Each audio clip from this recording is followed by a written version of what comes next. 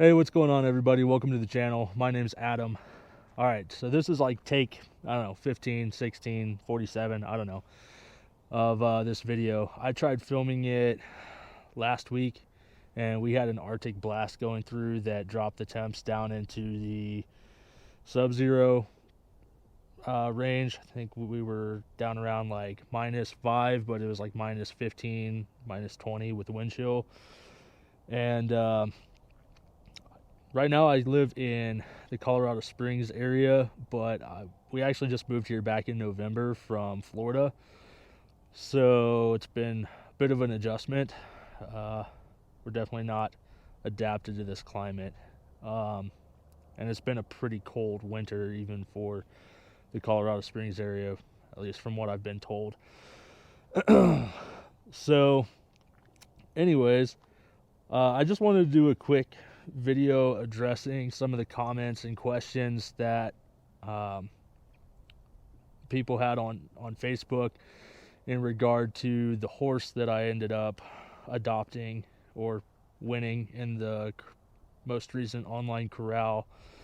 If you're not familiar with what an online corral is, basically it's where the BLM being the Bureau of Land Management, for those who don't know, not the other BLM, but they go on and auction off the horses, the wild horses that they round up from the different herd management areas across the United States. And they do that to control horse populations, so the horse populations don't get out of control and end up causing issues in the environment. So I guess I'll start off by talking about the horse. He's a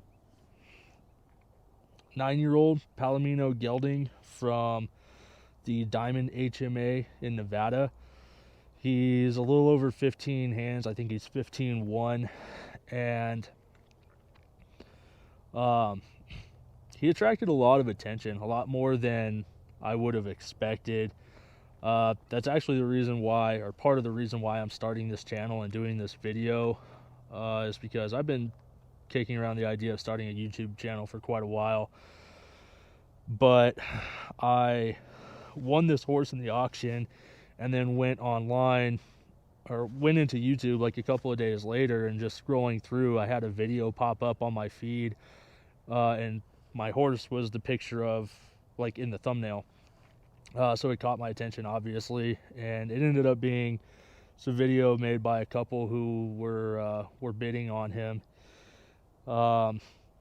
But then other people down in the comments section were talking about how they had seen him on another YouTube video, so I went and checked out that YouTube video, and out of curiosity, I went onto Facebook, which I don't really use all that much, mostly for marketplace more than anything, and I found like 3 different posts on a Facebook page for Wild Mustangs talking about, like, well, one was prior to the auction, someone talking about how they wanted to bid on him and whatever, and then there were 2 posts from people who were wanting to know who won him in the auction, and then they had, both posts had like over 100 comments, over 1,000 likes.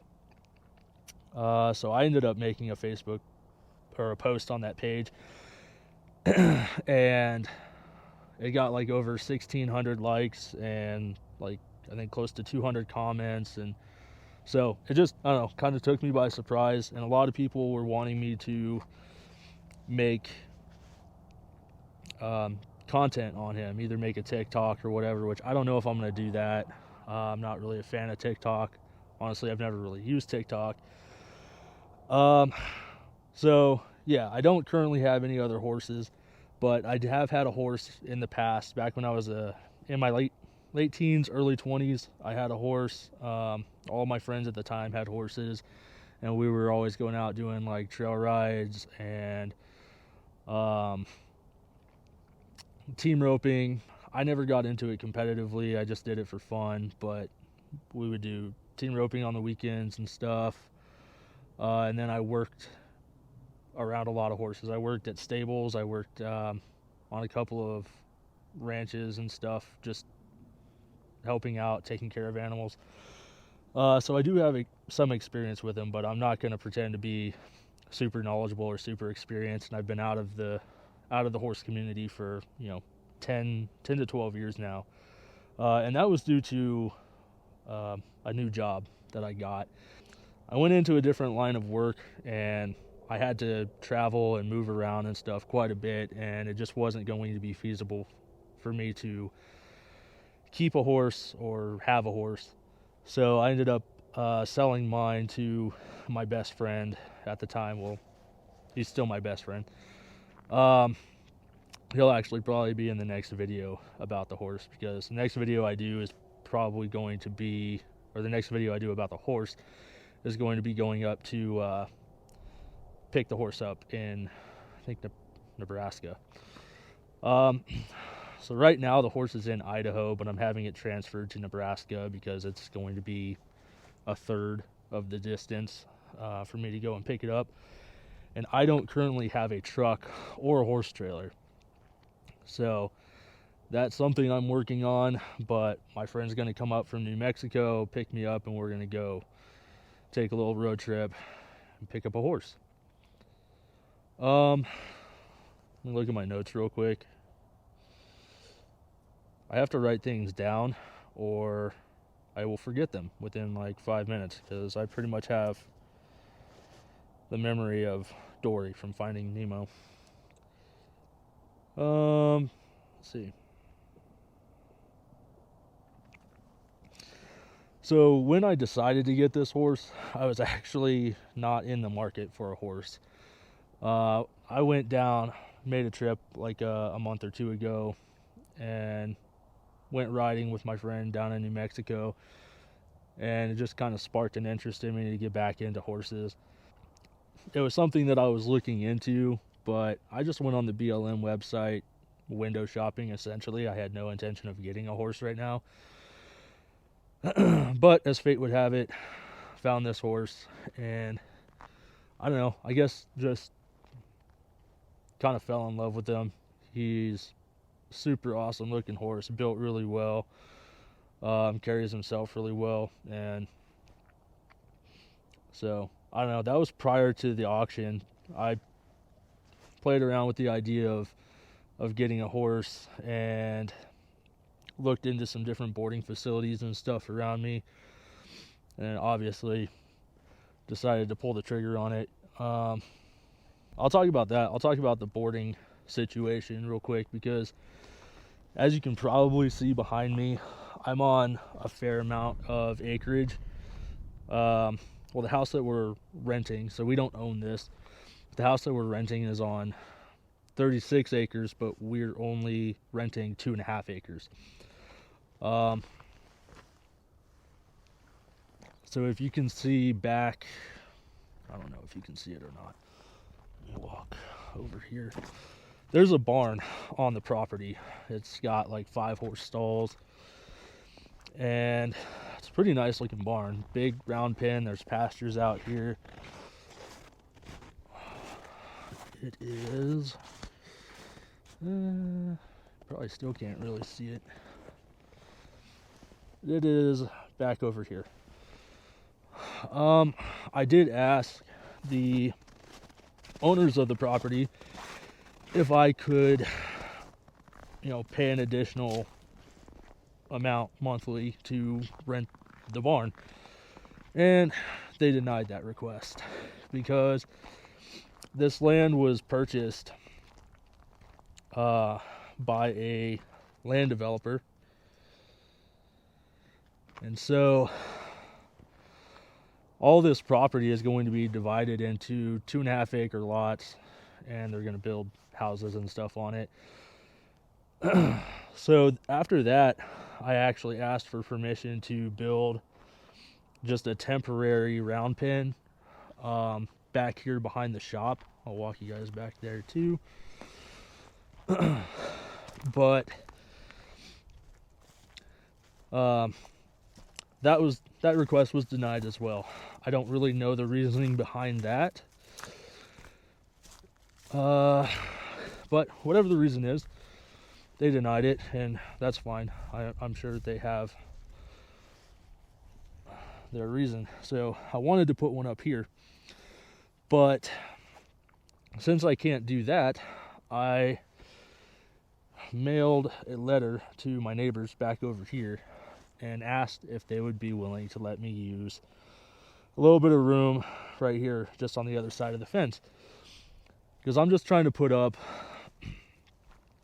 like 6-foot panels and a temporary like 3-sided shelter. Nothing permanent, not gonna dig any holes, anything like that. But they haven't gotten back to me yet, so I kind of have the feeling that that's not going to pan out either. We'll see. Sorry, it's now the sun just dipped down behind the mountains. It is temperatures are dropping pretty fast. All right, so yeah, I really don't expect the whole round pen thing to work out. I do have a boarding facility. For those of you who are familiar with the application process to get a horse, you have to have a facility and put information in there for the facility that you plan to use. So I do have a facility that I can use, but unfortunately it is pretty far from where I live right now. It's actually closer to my work than it is to my house, and because I plan on spending so much time with the horse, it would just be really inconvenient. However, if I do end up boarding the horse there, it'll just be until I can get it gentled to where I can board the horse somewhere else. Because the facility that I put down on my application, they have the 6-foot tall panels and all that. But once I get the horse gentled, from the research that I've done, and some of you probably know this better than I would, so let me know down in the comments, but I believe that you can move the horse to another facility with like standard fencing, because there's a lot of horse properties and people with horses that live near me, but not really many with accommodations that meet the BLM's requirements. All right, so down in the comments section on a couple of those posts that I found, not the one that I made, but the post that some others had made, there were a lot of people talking about how crazy somebody would have to be to spend the type of money that I did on an untrained horse. I guess to that I would just say, like, everyone has their own opinion of what makes a horse valuable, I guess. And to me, training doesn't make a difference. I would rather adopt an untrained horse that hasn't been messed up by somebody else than to pay, $2,000-$3,000 for a horse that somebody else has trained and I not know how they treated that horse, how they trained that horse. It's just personal preference. I guess more than that, like, I want to be the one who trains the horse. I want to be the one working with the horse. I want to be the one building that bond and that connection with the horse. So that wasn't really a considering factor. It was more, obviously, the coloration, which is another comment people were leaving, saying that, like, basically bashing people for being willing to pay higher prices for horses that are just a cool color. And, again, that's just a personal preference thing. Everyone has their own opinion. Everyone's entitled to their own opinion, and that's fine. I chose to pay what I did because partially based on the horse's color, but then also just his build and the way he carries himself. I don't know. It just was obvious to me that there was something special about him. And to me, that was worth the price. And $6,800, that's a lot of money for a lot of people. That's a lot of money for me. But, there's also a lot of people out there who will drop $10,000, $15,000, $20,000, $30,000 on a horse because it's trained. And training is something that you can do with any horse, right? But you can't change the way a horse looks. You can't change the way a horse is built. Um, I don't know. Again, I guess it's just personal preference, but that was a decision that I made. And to each their own, you know. All right. So other than that, like, I don't really know what other questions you guys might have. If you guys have any questions or any comments, complaints, whatever, drop it down in the comment section, and I'll do my best to read all of them, answer them if I can.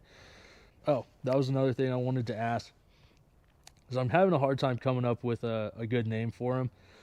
So if you guys have any name suggestions, do me a favor and drop those down in the comments section. I'm not going to name him until after I've been able to spend some time with him and kind of get to know his personality and that kind of stuff. But let me know what kind of content you guys want to see. Obviously, I know a lot of you are watching this because you want content on the horse, and that's something that I'm going to try and do, but this isn't going to be a horse-based channel.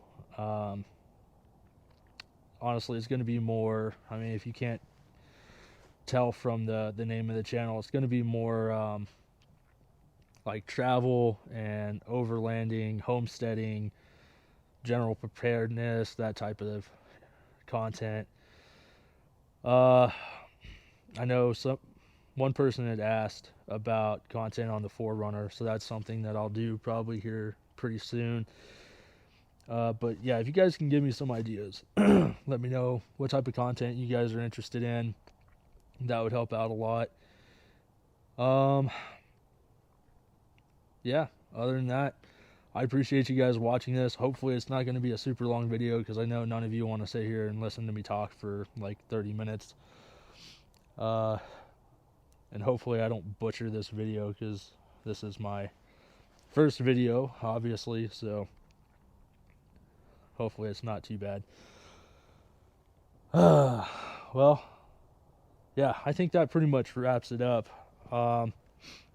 It's getting really cold out, so I'm getting ready to go back inside and try and defrost myself a little bit before I start trying to edit this video. So let me know down in the comments section if you guys have any questions, and I'll catch you guys on the next one. Thanks.